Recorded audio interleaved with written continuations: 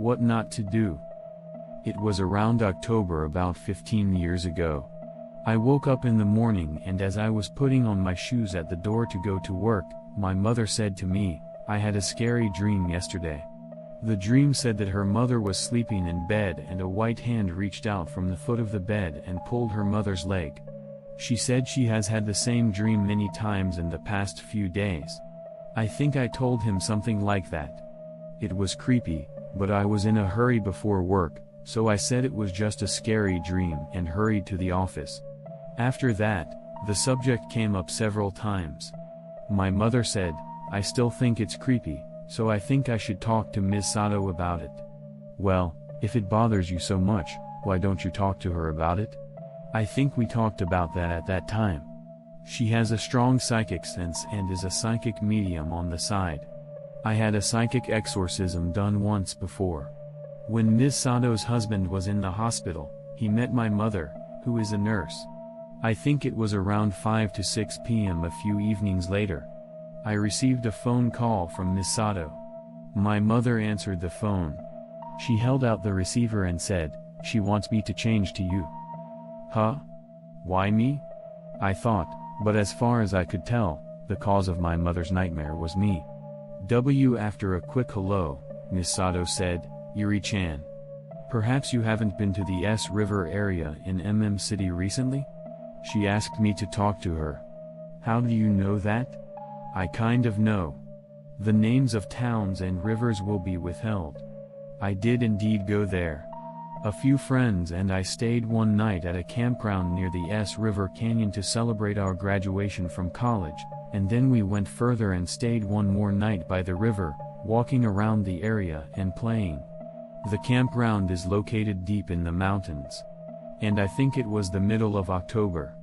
There were no people there at all, and we thought, we've got the whole campground to ourselves. We were all making a lot of noise and playing together. If you drive further back from the campground, you will come to a tunnel, and after passing through the tunnel, you will find an old small dam. I remember the road and scenery well because my family used to come here in the summer when I was a child to fish, or I was brought along. You can see abandoned houses that look like old houses in the woods along the road, and you can often see Jesus statues and stone monuments along the side of the road. It was a bit eerie. There was a park in the mountains and a temple or shrine nearby. There was a park in the mountains, and near the park, there was a temple or a shrine, and all my friends and I took pictures. I wondered if it wasn't a good idea to go to that campground or dam, but apparently they told us there was a problem with where we went, when we went, and the actions we took. What did I do wrong?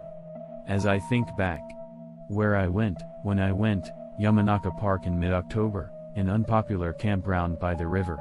An old dam. What I didn't make a loud noise, but I offered sweets I bought at a convenience store to the Jesus statue on the side of the road. May you find a job. May you find a boyfriend. And other random things. The rest was just taking a few pictures. When I think about it, none of these are out of the question. And I was lightly pissed off. Apparently, according to Ms. Sato's story, it was one of those I brought him back things that are common in ghost stories. I will perform the purification service myself, but please talk with the local temple staff as early as possible to receive the purification. Also, do not open the front door or windows after dark for a while, no matter what happens. Only when the sun rises in the morning and it is light.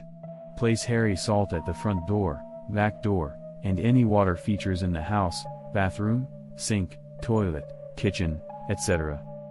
I was told many things, such as, you are not allowed to go out at night, and I began to think that this might be a very bad thing. I was warned not to go out at night, so I casually asked her, is it wrong if I go out at night? I asked her. She said, no, you can't. I'll be standing at the door. I remember the first time I experienced the spine-chilling sensation and broke out in a cold sweat. The person at the door, a woman in red? A kimono? She was wearing a kimono. She didn't respond to my words and didn't answer me. I don't know what she wants. Anyway, She's trying to get into the house, so don't let her in. It's bad if they misbehave. I'll talk to your mother. Can you take over for me? Ah.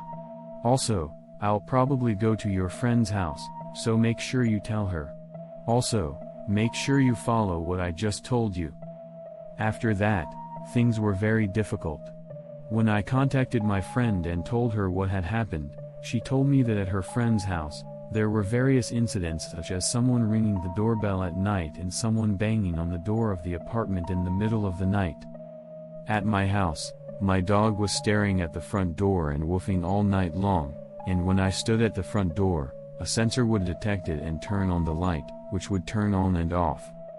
When these things started happening, my father, who doesn't believe in ghosts, went to a nearby temple to ask them to perform a purification ceremony. He went to the temple and said, "You," pointing at me, "come here for a minute." "Father, could you take your mother out of the room for a minute?"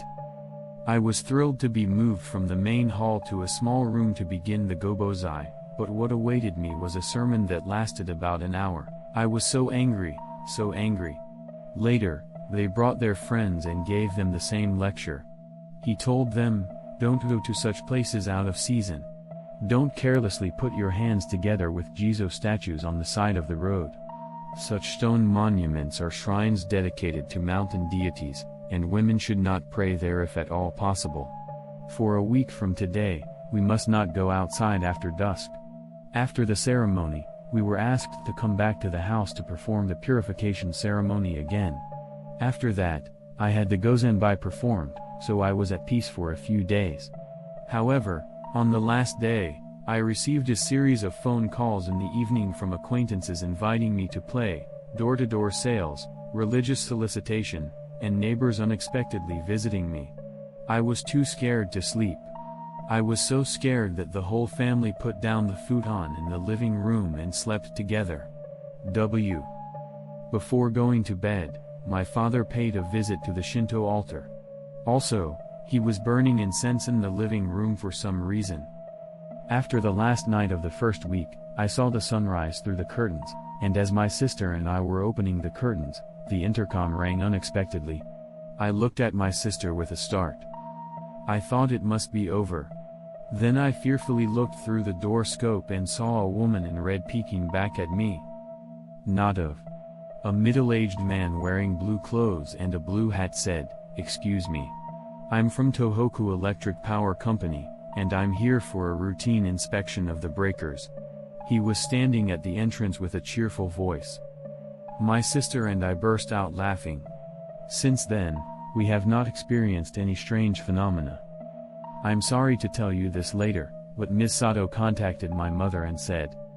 She said, I couldn't make her go to heaven, so I sent her back to the place where she used to live. So please try not to go back to that place. You may want to go there again, but please be patient. She told me to be patient. Of course, at that time, I thought I would never go there again and would never go there again. However, after that, I was still curious about it and even drove around the area. But I was too scared to go to the campground. I did a lot of research and could not find this place listed anywhere as a haunted spot. It seems to be an unknown haunted place. Are there temples or shrines in the mountains or near the dam? Shrines? I was also curious about the site of a former temple or shrine in the mountains and near the dam, as well as many abandoned houses. I found some information that there is a small village at the bottom of that old dam, but I couldn't find anything more about it. As time went by and the fear faded, my mother, myself, and Mr. Sato talked about going to visit the shrine, and I accompanied her. It is not good to take the same road, so let's go in the opposite direction. So instead of entering from City, we entered the mountain from MK City on the other side of the mountain where the campground is located. Oh, it's probably just up ahead, Mr. 20 mumbled, pointing down the road. Mr. Sato mumbled and pointed to the end of the road, and my mother stopped the car, but there was fog ahead. She said, "Oh, it looks like they don't want us to come here too much. Shall we go home?" To be honest, if he had asked me to go, I definitely would have said no. I was scared that he might be following me again when I got home, but nothing happened. However, I am still afraid of the front door. When I go to the bathroom in the middle of the night, I am somewhat concerned and look toward the front door, and when I get a job and leave the house at night, I feel scared. And when I get a job and leave the house at night for the night shift, I feel scared. It's called trauma. This is my first time writing something like this, and I apologize for the mess and the difficulty of reading it. Now I pray that the woman in red is safe and sound. Sorry if this is not scary at all.